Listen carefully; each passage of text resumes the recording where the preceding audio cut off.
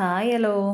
വളരെ പെട്ടെന്ന് എന്നാൽ തനി നാടൻ രുചിയിൽ നല്ലൊരു അടിപൊളി മുളകിട്ട മീൻ കറിയുടെ റെസിപ്പി നോക്കിയാലോ.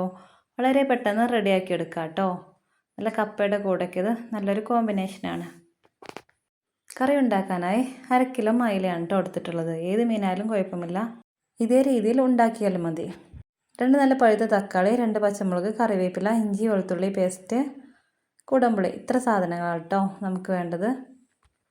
വിറകടുപ്പിലാണ് കേട്ടോ കറി റെഡിയാക്കാൻ പോകുന്നത്. അതിനായി ഒരു മൺചട്ടി വെക്കാം. അതിലേക്ക് 3 ടേബിൾ സ്പൂൺ വെളിച്ചെണ്ണ ചേർത്ത് കൊടുക്കാം.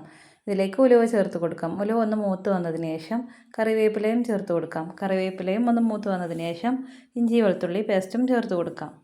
ഇതിന് ശേഷം തക്കാളിയും പച്ചമുളകും കട്ട് ചെയ്തത് ചേർത്ത് കൊടുക്കാം.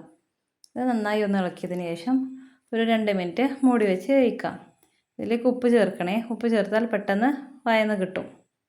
2 മിനിറ്റിന് ശേഷം മൂടി തുറന്ന് നമുക്കിതിലേക്ക് ആവശ്യമായ മസാലകൾ ചേർത്ത് കൊടുക്കാം. 1 ടീസ്പൂൺ മഞ്ഞൾപ്പൊടി, 2 ടേബിൾ സ്പൂൺ മുളക് പൊടി, 1 ടേബിൾ സ്പൂൺ കാശ്മീരി ചില്ലി. എരിവുള്ള മുളക് പൊടിയാണെങ്കിൽ 1.5 ടേബിൾ സ്പൂൺ ചേർത്താൽ മതി. ഇനി ഇത് നന്നായി ഒന്ന് ഇളക്കി ഇതിൻ്റെ പച്ചമണം മാറുന്നത് വരെ ഇളക്കിയെടുക്കാം. ഇതിലേക്ക് നമുക്ക് കറിക്ക് ആവശ്യമായ വെള്ളം ചേർത്ത് കൊടുക്കാം. നോർമൽ വാട്ടറാണ് ചേർത്ത് കൊടുക്കുന്നത്. ഇതിൻ്റെ കൂടെ കുടംപുളിയും ചേർത്ത് കൊടുക്കാം. ഈ കുടംപുളി എൻ്റെ വീട്ടിലുണ്ടായതാണ് കേട്ടോ. ഞങ്ങൾ വീട്ടിൽ തന്നെ ഉണക്കിയെടുക്കുന്നതാണ്. ഇനി ഒരു 2 മിനിറ്റ് മൂടി വെച്ച് നന്നായി ഒന്ന് തിളപ്പിച്ചെടുക്കാം. തിള വന്നതിന് ശേഷം മൂടി തുറന്ന് നമ്മൾ കട്ട് ചെയ്ത് വെച്ച മീൻ കഷ്ണങ്ങളെല്ലാം ഇതിലേക്ക് ചേർത്ത് കൊടുക്കാം.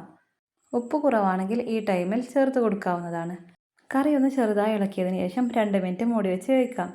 2 മിനിറ്റിന് ശേഷം മൂടി തുറന്ന് മീനൊന്ന് മറിച്ചിട്ട് ഒന്നും കൂടെ 1 മിനിറ്റ് വേവിച്ചെടുത്താൽ നമ്മുടെ അടിപൊളി മീൻ കറി റെഡിയായി കിട്ടും. നിങ്ങൾക്ക് എൻ്റെ വീഡിയോ ഇഷ്ടപ്പെട്ടാൽ എൻ്റെ ചാനലൊന്ന് സബ്സ്ക്രൈബ് ചെയ്യണേ, ലൈക്ക് അടിക്കണേ, കമൻ്റ് ഇടാൻ മറക്കല്ലേ.